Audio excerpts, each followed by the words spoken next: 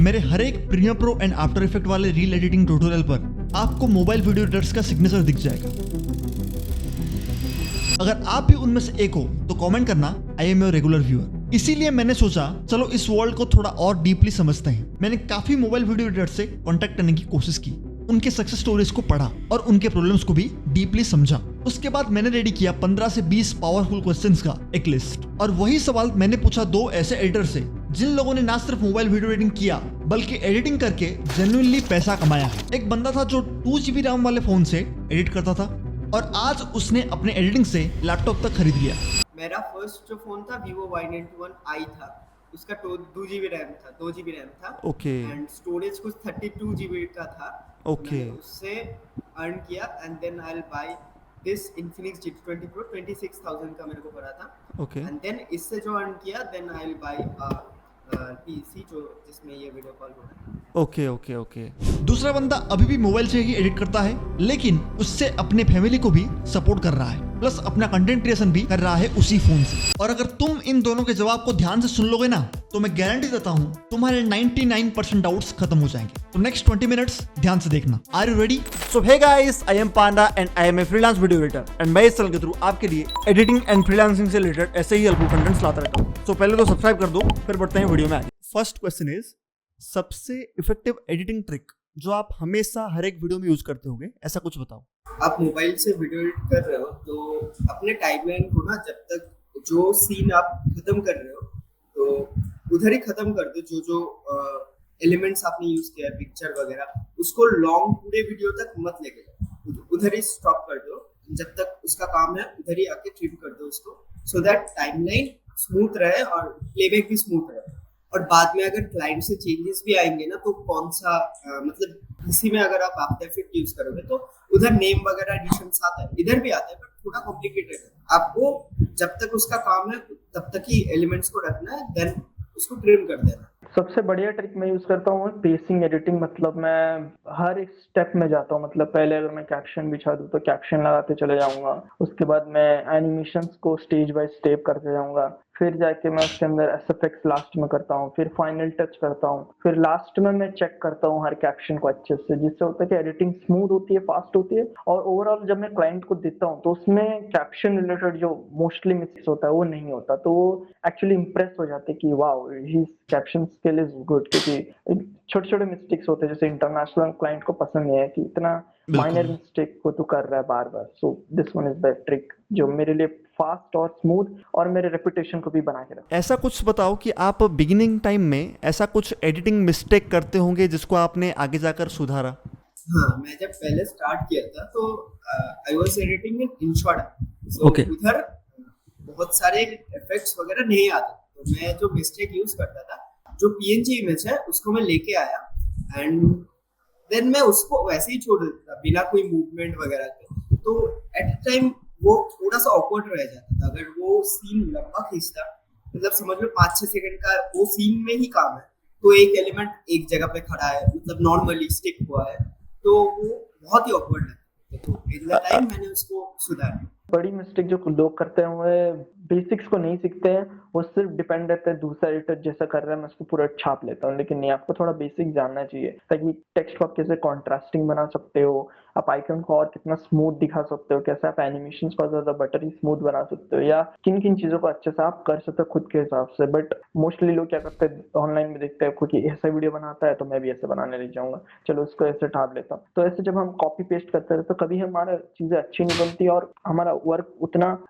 Industry level नहीं बनता जिससे आप और ज्यादा इनकम जनरेट कर पाओ। तो ये सबसे बड़ा मिस्टेक है कि वो बेसिक्स को ही नहीं सब सीखते, वो एक सबसे बड़ा मिस्टेक मैंने खुद भी किया था। बट जैसे गुरु किया मैंने बेसिक्स पे भी ज्यादा ध्यान दिया। आपने कुछ एडिटिंग ट्रिक इस्तेमाल किया जिससे क्लाइंट पूरा इम्प्रेस हो गया, ऐसा कुछ ट्रिक?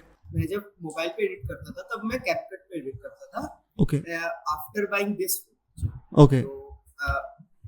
तब मैंने एक क्लाइंट के लिए अलाइड मोशन से वीडियो एडिट किया थी।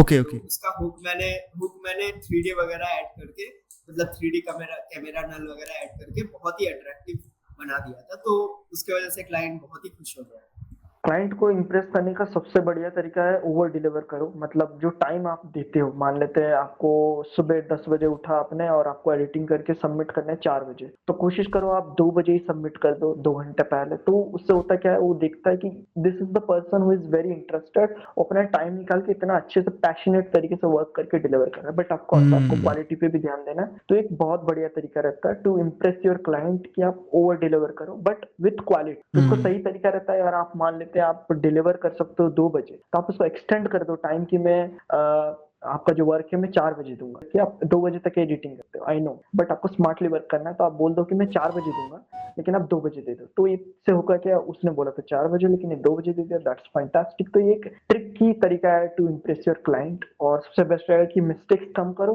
और उसका बर्डन को अपने सर पे ले लो। तो ये बेस्ट तरीका रहता है टू इम्प्रेस योर क्लाइंट। कि सबसे पहले क्लाइंट आप कैसे ढूंढे और उसको कैसे मनाया? पहले बोलो कि सबसे पहले क्लाइंट को कैसे ढूंढा, फिर हम मनाने के बारे में जानेंगे। अच्छा, सबसे पहला क्लाइंट मैंने ढूंढा जब मैंने फर्स्ट अपना इंस्टाग्राम प्रोफाइल बिल्ड किया था। तो मैं अपना कुछ वॉइस ओवर करके मैं वीडियोस अपलोड करता था, एंड उसी वीडियो पे अगर अच्छा खासा व्यूज आया तो मैं उसका टाइमलाइन भी अपलोड कर देता था, बिफोर आफ्टर। ओके तो मेरा जब 6 फॉलोअर था, ओके 6 फॉलोअर में मेरे को एक मैसेज आया था कि hello, I am ready to work with you. Okay कुछ मेरे को मैसेज आया था। तो मेरे को ज्यादा कुछ मनाना नहीं पड़ा, just show your work and they will come. Okay okay okay, बहुत बढ़िया बहुत बढ़िया। ये यही क्वेश्चन अगर मैं पूछता कि पोर्टफोलियो के बिना कैसे क्लाइंट क्रैक कर सकते हो, तो यही उसी का आंसर है शायद। हाँ, यही है उसी का आंसर है, क्योंकि मोबाइल में वेबसाइट बनाना बहुत ही कॉम्प्लिकेटेड होता है। तो अगर आप इंस्टाग्राम या यूट्यूब शॉर्ट्स कहीं पे भी अपना वर्क बिफोर आफ्टर करके या टाइमलाइन के साथ अपलोड कर सकते हो, तो that would be a good portfolio. बिना पोर्टफोलियो के अगर आपको इम्प्रेस करना है तो उसका एक तरीका है कि आप फ्री में वर्क करना पड़ेगा, क्योंकि उसका कोई और अदर रास्ता नहीं है। आपको फ्री में वर्क करना पड़ेगा। जो भी आप उनको बोल सकते हैं कि मुझे एक वीडियो दीजिए, मैं आपका एडिटिंग करके दूंगा, आपके एग्जिस्टिंग जो एडिटर है उससे बेटर बना के दूंगा। तो आप वो कर सकते हो, जिससे आप बिना पोर्टफोलियो के भी आप अपनी एडिटिंग स्किल दिखाकर। सबसे हाई पेइंग प्रोजेक्ट का स्टोरी आप शेयर कर सकते हो कि कैसे मिला था, क्या रहा, कितना बजट रहा, कितना टाइम तक काम किए? सो मेरा सबसे हाई पेइंग क्लाइंट था एक वासु करके कंपनी था। ओके वो लोग हेल्थ केयर मतलब वो शिलाजीत वगैरह सेल करते थे। ओके ओके तो उनका एडवर्टाइजमेंट एडिट करना था। ओके तो वो क्लाइंट मेरे एक रियल एस्टेट शूट करता है, उसका भी वीडियो में एडिट करता हूँ, उसके थ्रू से मिला था। ओके ओके तो उसके पर डे मेरे को 8 वीडियोस देने थे। 8 वीडियोस, इतना ज्यादा कुछ हेक्टिक तो नहीं था। सिंपल एडिट वगैरह ऐड करने थे, सिंपल एडिट था। वीडियोस वगैरह ऐड करना था, बट फ्रीक्वेंटली करना था। मतलब हर 2-3 सेकंड्स में वर्ड के अकॉर्डिंग वीडियोस ऐड करना था। राइट। और उससे सबसे चैलेंजिंग मेरे को लगा उस प्रोजेक्ट में कि आप वीडियोस मतलब वो स्टॉक फुटेज नहीं ला सकते। आपको मूवीज, क्लिप्स, कुछ नॉन स्टॉक फुटेज टाइप की फुटेज आपको लगाने पड़ेंगे। तो मैं वो 8 वीडियोस करता था। मैंने वो ज्यादा दिन तो नहीं किया, बट मैंने वो 10 दिन के अराउंड किया था। तो मेरा 70,000 बना था 10 दिन। ओ वाह। और ये पूरा मोबाइल फोन से बना था? हाँ, पूरा। तब मेरे पे पीसी नहीं था। अच्छा, तो आपने क्लाइंट को बोला था कि ये मतलब मैं मोबाइल से बनाऊंगा, ऐसा कुछ बताया था या फिर? देखो, उनको क्लाइंट को ना रिजल्ट से मतलब होता है, मतलब क्वालिटी से मतलब होता है। तो सही में फर्क नहीं पड़ता कि आप पीसी से एडिट करो, ये वो वीएफएक्स कर दो, उनको रिजल्ट से मतलब है। हाँ, उनको जो चाहिए अगर वो मिल गया तो वो आपको पैसे दे देंगे, नो मैटर आप कहाँ से कर रहे हो, कैसे कर रहे हो। तो हाई पेइंग क्लाइंट तो मुझे नहीं मिला, मगर एक एजेंसी के अंदर वर्क किया जो मुझे बहुत ही अच्छा अमाउंट पे कर रहे थे, एंड इवन अभी भी मैं उनके टच में हूँ। तो बेसिकली जब मैं एडिटिंग कर रहा था तो एक दिन रैंडमली उनका मैसेज आता है कि हेलो। तो वहां से मैं बोला क्या है, मतलब क्या काम है वैसे। तो उन्होंने बोला कि एक वीडियो है, उनका क्लाइंट है वो एजेंसी का, मतलब उनका जो क्लाइंट रहता है, तो उनसे उनका एडिटिंग करना है। तो मैंने बोला कि कैसा करना है। मैं थोड़ा रूड बिहेव कर दिया उस टाइम। तो बोला कि मैं तो डेमो वेमो नहीं देता, तो उन्होंने बोला कि देखो यार ट्राई करो डेमो के लिए, मैं तुम्हें बेसिकली उसका जो मेन प्राइस था $20, लेकिन मैं तुम्हें डेमो के लिए $18 दूंगा। तो वो मुझे लगा कि $18 अमेजिंग, कि मैंने कभी खुद अच्छा, से आउटरीच करके मैंने नहीं लिया था नहीं हाई लिया था। टिकट क्लाइंट, और हम्म। वो खुद आया तो दैट वाज अमेजिंग। तो मैं जब वो हाई टिकट क्लाइंट आया तो मैंने ठीक है देखते हैं कैसा रेफरेंस है, रेफरेंस देखा, बहुत ही इजी लगा और मैंने कर दी, क्योंकि मुझे लगता है कि हाई पेइंग जो क्लाइंट रहता है ना वो ज्यादा हाईली एडिटेड नहीं मांगते, तो सिंपल से रेट था तो मैंने किया और बहुत ओवर डिलीवर कर दिया, मतलब बहुत जल्दी मैंने डिलीवर। एक बार मैं सबमिट किया तो उन्होंने चेक किया और उन्होंने बोला बहुत सही है, तो एक बार उन्होंने बोला कंफर्म कर दिया, फिर उन्होंने 2 दिन तक घोस्ट कर दिया मुझे, मेरे को नहीं रेस्पॉन्स नहीं मिला, क्या होगा मतलब अप्रूव हुआ मेरा पेमेंट।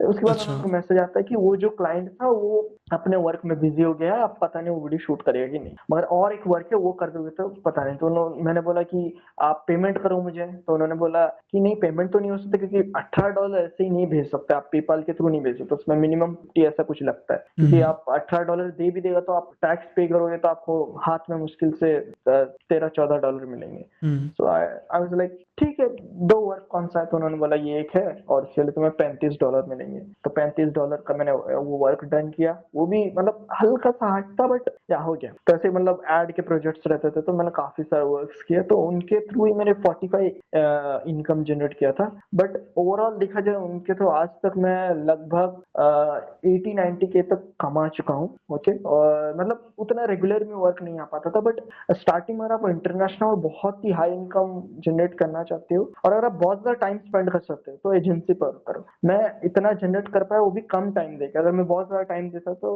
आप इमेजिन कर सकते हो कितना ज्यादा मैं जनरेट कर पाता। तो आई वाज लाइक मैं दिन का 6 से 7 घंटे ही में दे पाता था, तो मैं उतना नहीं कर पाया, बट स्टिल ये अगर मैं और ज्यादा देता तो मैं ज्यादा जनरेट कर पाता। और ऐसा ऐसा कुछ बता सकते हो कि जब क्लाइंट के साथ आप डील क्लोज करते होंगे, ये तो एक रहा, ये बहुत ही अच्छा क्लाइंट रहा, ऐसा भी कोई कोई क्लाइंट होते होंगे जो कि बहुत कंजूस होंगे, आप उनके साथ नेगोशिएशन करते होंगे, राइट?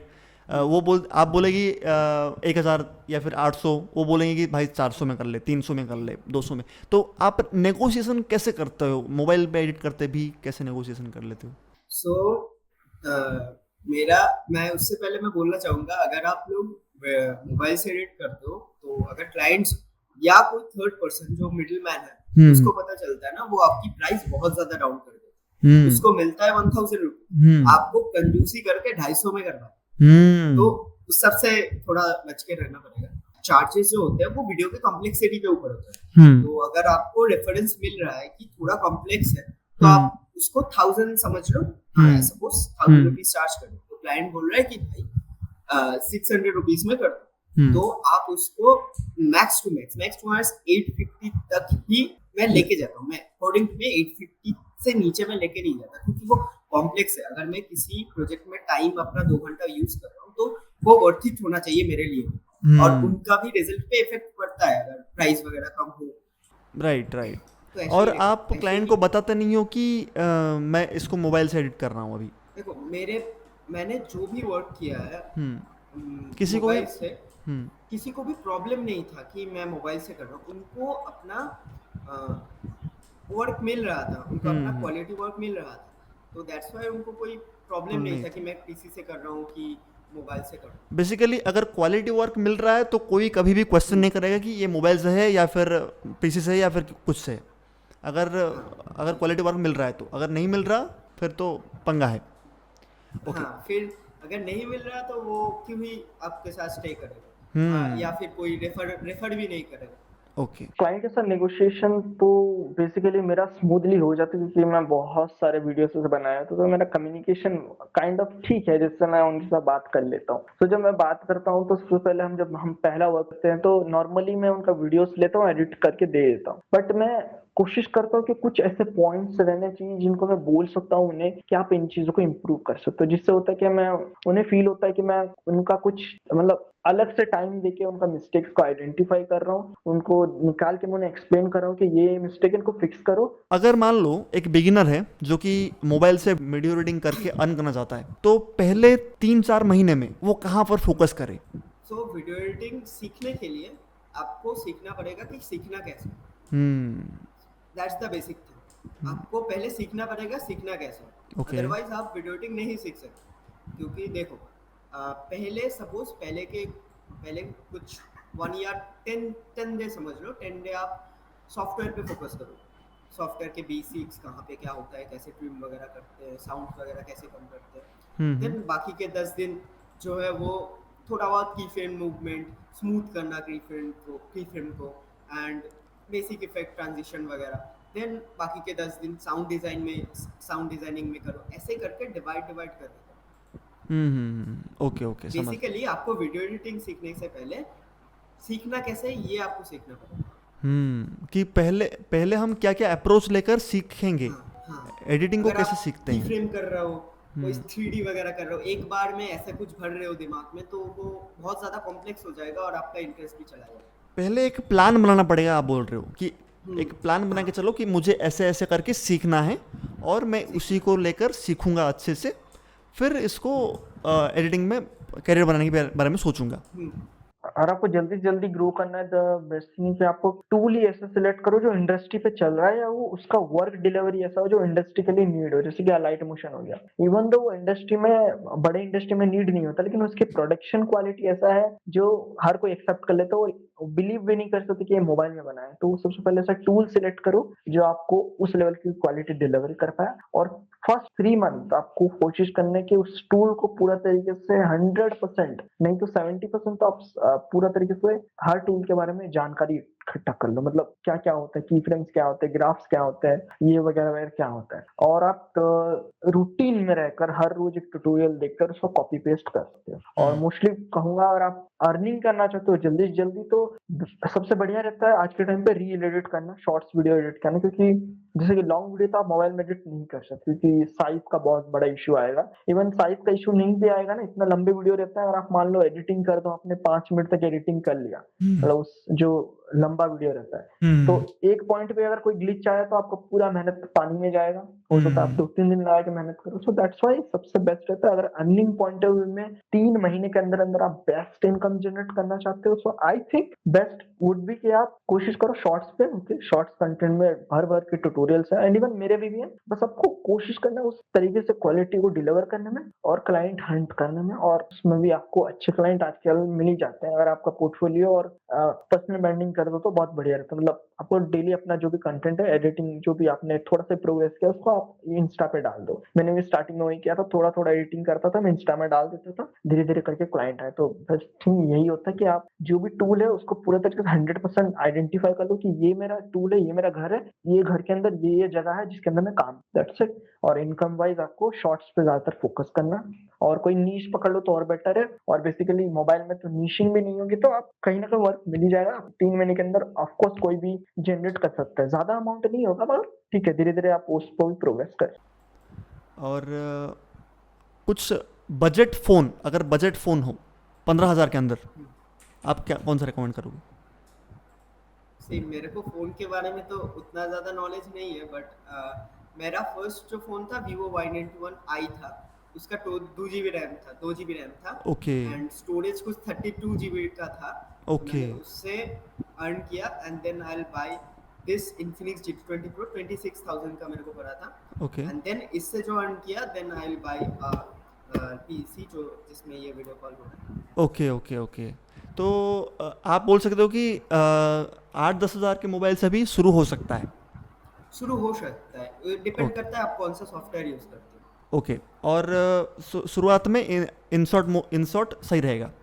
हाँ, अगर आपका फोन थोड़ा सा लो बजट है या 3 GB 4 GB रैम है, तो मैं प्रेफर करूंगा कि InShot ट्राई करो, ओके क्योंकि कैपकट में ना अच्छे अच्छे फोन की बैंड बज जाती है, ओके।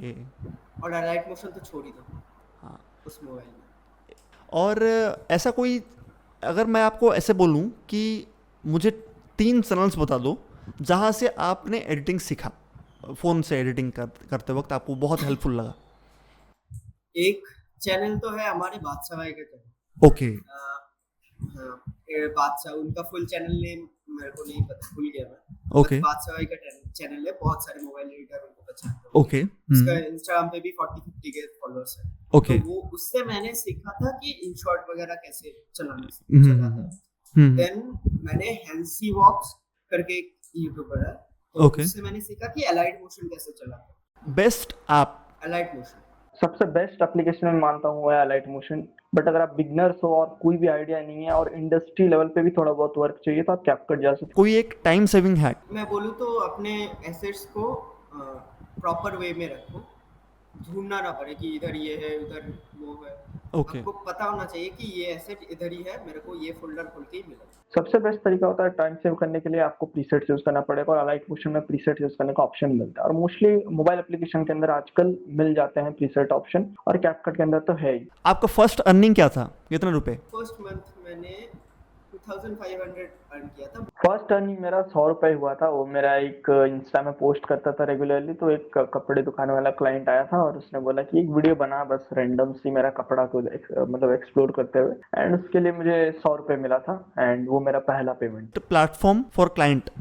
ऑब्वियसली इंस्टाग्राम, मेरे को ज्यादातर क्लाइंट उधर से ही मिला। सो अगर आप आउटरीच करना चाहते हो तो बेस्ट होगा स्टार्टिंग में Instagram, but side by side आपको कोशिश करना चाहिए लिंक्डइन पर। बट लिंक्डइन पर टाइम लगता है मगर इंस्टा पर आपको जल्दी मिल जाएंगे। Maximum earning in a month? 21K पे क्लोज किया। मोबाइल में मैं आज तक मैक्सिमम कमा पाया हूँ 45K, मतलब मंथली मैंने कमाया था। अगर कोई एक एडवाइस देना हो एक न्यू एडिटर को? सी अपने स्किल पे पहले फोकस करो rather than focusing on client. तो अगर आप अपने स्किल को पॉलिश ही नहीं करोगे तो कोई आपको क्यों ही पे करेगा। अगर आपको कोई पे भी कर रहा है ना तो वो जो वर्क है उसको करने में ना आपकी दिमाग मतलब हो जाएगा, दिमाग का हो जाएगा। बिल्कुल क्योंकि बिल्कुल। मैंने भी एक टाइम पे इतना लो पेइंग क्लाइंट्स इतने सारे ले लिए थे कि मेरा मेंटली मैं डिस्टर्ब हो गया था। Okay. So focus on grinding. बस एक एडवाइस जो मैं देना चाहता हूँ जो भी एडिटर्स, मोबाइल एडिटर्स खासकर, वो बेसिक्स को सीखो। बेसिक्स अभी भी काम आएंगे, फ्यूचर में भी काम आएंगे। बेसिक्स मतलब एडिटिंग के जितने प्रिंसिपल्स है वो भी बेसिक्स सीख लो, ग्राफिक डिजाइन के भी, क्योंकि दोनों ही सिमिलर है, वो भी बेसिक्स पूरा सीख लो और ऐप का पूरा 100% जो बेसिक्स रहता है हर टूल के बारे में जानकारी रख लो, ताकि आप जो भी देख रहे हो किसी भी कंटेंट को आप कंज्यूम कर रहे हो तो आपके ब्रेन में चलना चाहिए कि मैं वो कैसे बना सकता हूँ, कौन कौन से ऑप्शंस मुझे चाहिए होंगे